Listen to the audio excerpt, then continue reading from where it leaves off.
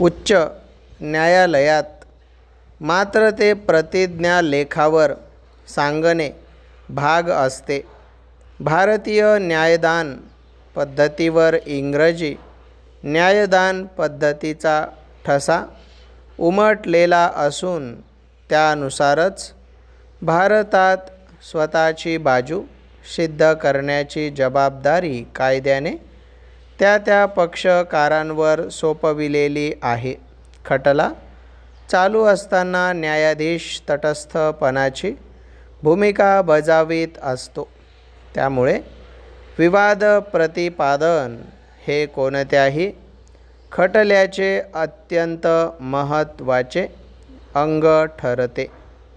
भारतीय दिवाणी व्यवहार संहितेत 1908 विवाद प्रतिपादन कसे असावे, त्यात कोणत्या ठिकाणी कोणत्या गोष्टी नमूद करणे आवश्यक आहे इत्यादींबाबत मार्गदर्शक तत्त्वे व सखोल नियम दिलेले आहेत.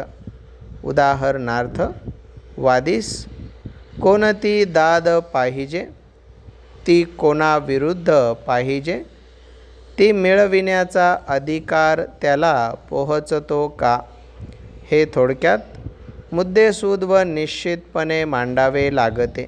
तसेच वादाचे कारण अथवा वादमूळ केव्हा, कसे व कोठे निर्माण झाले, विवादाचे निराकरण करण्याची अधिकारकक्षा न्यायालयास आहे का, वाद कालमर्यादेत दाखल आहे इत्यादी बाबी स्पष्टपणे मांडाव्या लागतात. वादीचे म्हणणे नेमके काय आहे हे प्रतिवादीला व न्यायालयास कळणे आवश्यक असते. प्रतिवादीस त्याच्यावरील आरोपांचे खंडन करावे लागते. तसे न केल्यास वादीने केलेले आरोप प्रतिवादीला मान्य आहे असे समजले जाते.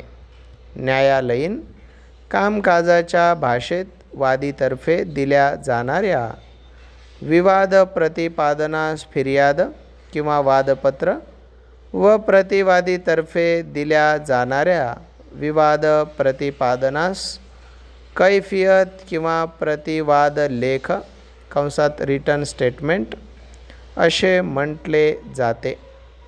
प्रतिवादीला आपल्या विरुद्ध काय तक्रार आहे याची पूर्वकल्पना असली पाहिजे.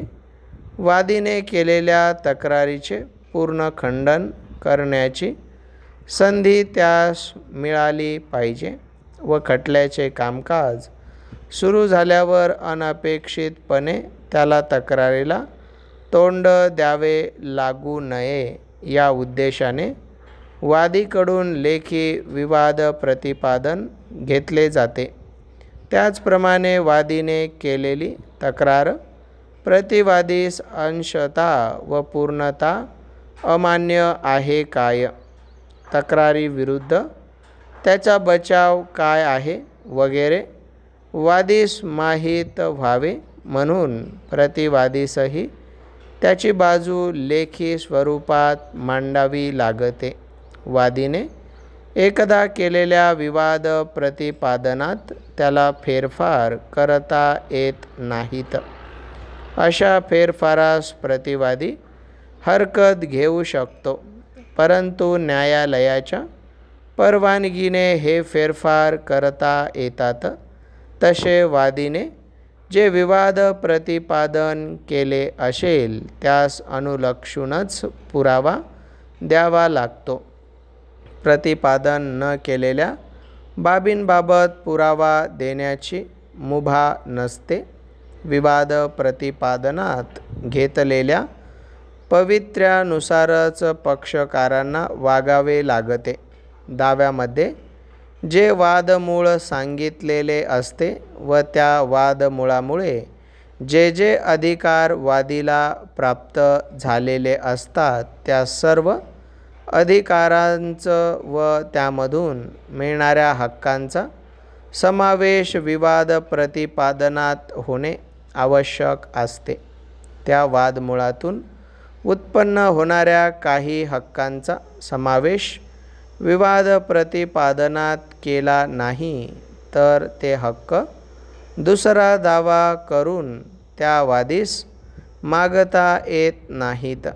विवाद प्रतिपादनात हक्कांचा उल्लेख करावयाचा असतो, पण ते हक्क सिद्ध होण्याकरिता जे पुरावे द्यावे लागतात त्या संबंधी विवाद प्रतिपादनात उल्लेख करण्याची गरज नसते.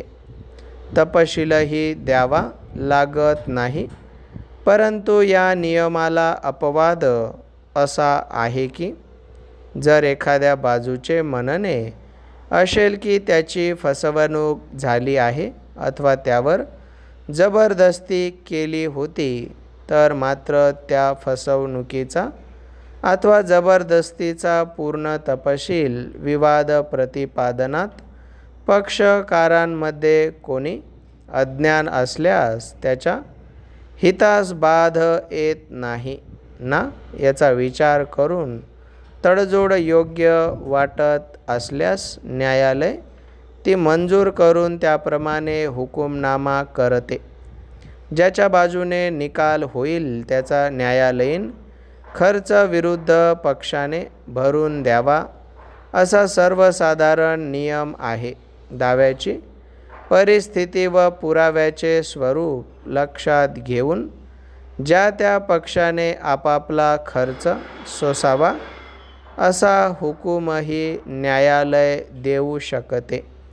इतकेच नव्हे तर योग्य प्रसंगी नुकसान भरपाईच्या स्वरूपाचा खर्च पराभूत पक्षाने भरावा असाही हुकूम न्यायालय करते. तथापि काही वेळा अशा काही समस्या न्यायाधीशास सोडवाव्या लागतात की त्याबाबत स्पष्ट तरतूद दिवाणी संहितेत केलेली नाही. अशा वेळी आपल्या न्यायबुद्धीस अनुसरून योग्य तो निर्णय करण्याचा अंगभूत अधिकार न्यायाधीशाला असतो. हा अधिकार न्यायालयीन अधिकाराचे अविभाज्य अंग होय. पॅरा फौजदारी प्रक्रियामध्ये कायद्याच्या अंमलबजावणीचा प्रश्न कायदापालन व सुव्यवस्था यांच्याशी निगडीत असतो. समाजात गुन्हेगारी प्रमाण शक्य तो कमी व्हावे व गुन्हेगारास योग्य ते शासन व्हावे हे दोन प्रधान हेतू नजरेसमोर ठेवून भारतीय फौजदारी प्रक्रिया संहितेची रचना केलेली आहे. स्टॉप.